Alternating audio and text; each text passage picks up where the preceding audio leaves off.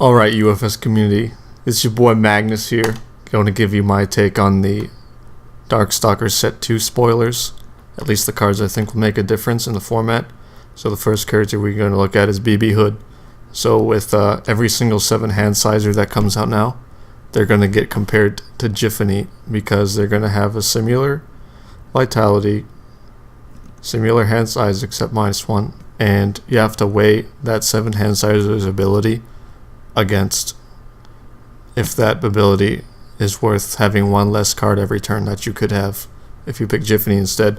And for BB Hood, I think for her symbols, her ability makes the cut. She's the difference between triggering Robot Masters on a lot of great cards. Like, she will put Mega Man copy, the Dr. Willy attack. That attack will go into Robot Master's range. She puts some of her better attacks in a Robot Master's range.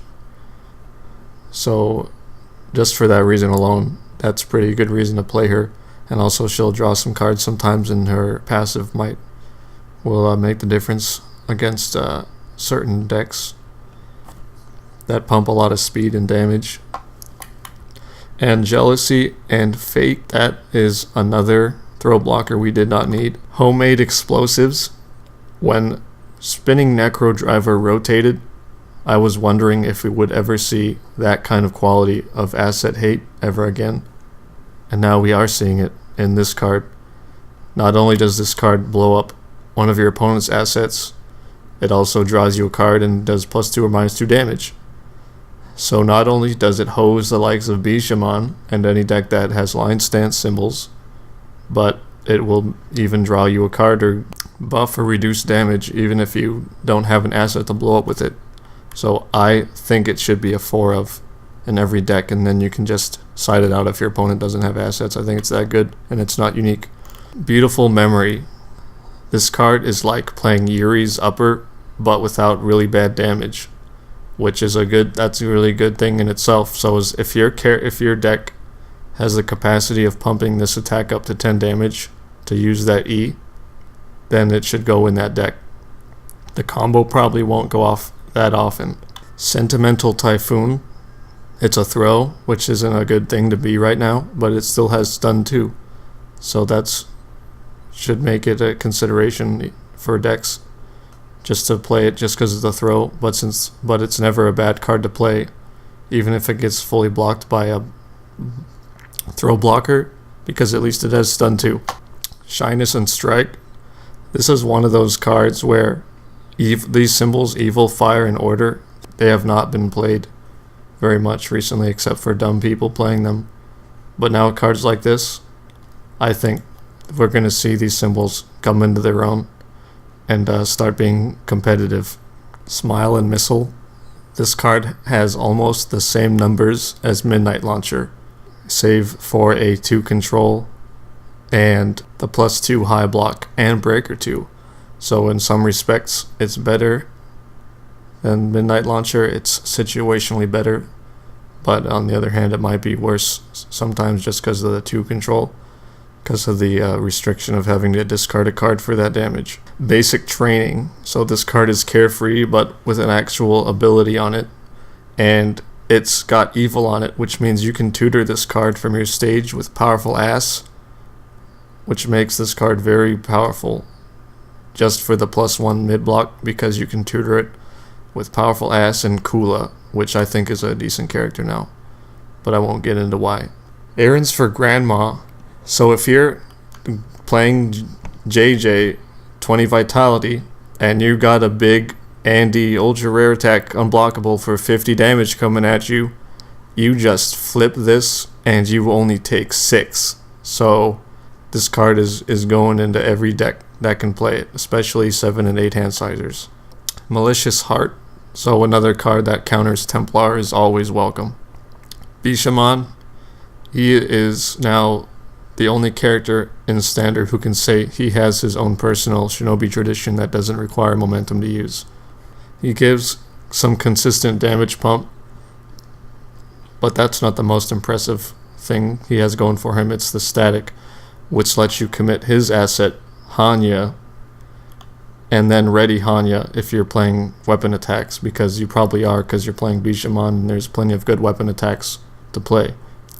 But Hanya will still see play just because it's pretty good, and because it hoses Kim. It makes Kim not able to chain his whole hand worth of attacks. Garami Dama. This card makes me want to play Astrid in Extended, because Extended has so many good assets. So this card, if you're playing it with Astrid, it'll say like your opponent's going to die if they don't block it because you're Astrid, and if they do block it, you'll dry lock a billion cards because there's so many good assets in Extended. So this card's probably better in Extended than it is in Standard. Dimitri. He is now the new Foundation hate guy because he can flip Astute Observer. So he can play all of the Foundation destruction he wants and doesn't have to worry about getting hosed by Astute Observer because he'll just flip it. So he's a pretty cool guy, doesn't even afraid of Astute Observer. Zeltreich Castle. This card is cool because you get to make King be playable. Dark Side Master. This card is probably going to be a staple in Evil. Well, it's going to be a staple in all three symbols, I would think. It's one of those cards that makes you want to play Evil if you were smart enough to not be playing it now, and now you have a good reason to play Evil. Good cards like this one. Conqueror of Night and Day. You flip it to destroy one of your opponent's face-down foundations. Dimitri will play this for of. Felicia. She is getting momentum is kind of hard now, but not for her with her ability. She can poke and not have to worry about like wasting her turn poking and getting her pokes blocked, because she'll still get momentum out of it no matter what, and fuel her pretty good secondary ability. She'll get played because she's a waifu, of course. Dancing Flash. Now you can pretend like you are Kirk Poka. Ever hopeful, now you can continue to pretend like you're Kirk Poka. Hsienko. So all the time I'm building decks and I got too much shit to put in them and I don't want to take any of it out. Well, now you can play Hsienko and you can play all the foundations you want as 1 and 2 ofs, and it won't be terrible because of her ability, which gives you a free foundation every turn as long as you don't have multiples anywhere. J. Talbot. Usually the first attack of the turn is the most important, because whether or not it gets blocked is dependent on whether you attack again, and giving it +2/+2 is really good for that reason. I think he's possibly more useful than Ringman if it weren't for, the Ringman gimmick with Trinity Geyser. Also, his reversals get buffed too, and I love to play reversals. Not over yet. It's probably a better version of Quick Strike, so that's amazing. Climb Laser. Getting stun 2 is a big deal right now. You'll see Climb Laser, I guess at least 2 of in those symbols, probably, because, stun 2, pretty good. Gotta get that stun. Quick and Precise. If you're playing JJ and you're playing reversals and you're gonna have a way bigger foundation count, then you can throw your weight around with this card and give your reversals stun 1 with just spam foundation. That's pretty good. And we have Turles' personality level 1. Infinite. Your styled attacks deal +2 stages of damage and cannot have their damage prevented. So in a beatdown deck, that's really good to keep your opponent suppressed by chipping off their stages if you have a lot of attacks in your deck. And level 2, power, energy attack costing 2 stages, damage 5 stages. Damage from this cannot be prevented. And if it hits, your opponent pays 3 stages, or you may raise your anger 2 levels and use a critical damage effect. That's any kind of attack that's on a personality is like getting a whole nother threat, a whole nother card in your hand every turn. So Turles level 2 is really effective. Turles level 3, he hates on your opponent's discard pile, which is really useful for hosing Namekian decks. And your attacks deal +3 stages of damage and cannot have their damage prevented. So if you get to level 3, you can beat your opponent down all you want. They're not going to use endurance. So getting here will probably make blue decks lose the game if they haven't won it yet. Turles level 4. Now it's not even that hard to get here because of Turles' fruit card, which lets him level up a personality level during the setup. And he has a physical attack built in, X stages and X life cards of damage. X is the number of power stages your opponent's main personality is above 0. Endurance cannot be used this turn. That attack will wreck anyone who doesn't stop it. So you might open with it. You can build around it. You can try to pick apart your opponent's hand with black cards and then use it. You can do something nasty, like you can raise your opponent's main personality to their highest stage with like back power up, and then it will deal 10 life cards and 10 stages. Just nasty stuff you can do with that. But it doesn't share any symbols with any UFS cards, so I don't know how you'd play it. Jeddah, I like that he makes Venom Shot useful again, ever since Lily rotated. He's a solid character even without the Venom Shot synergy. Waves of Blood, this card punishes Templar and other stuff that draws really hard, and it's probably going to be sideboarded everywhere that has those symbols. Spregio, this card's going to be really annoying to deal with, especially when you can fully block anything with it if you play Ophidiophobia. I think Chi Disruptor effects are strong, and we should see this card a lot. Then finally, Lord Raptor.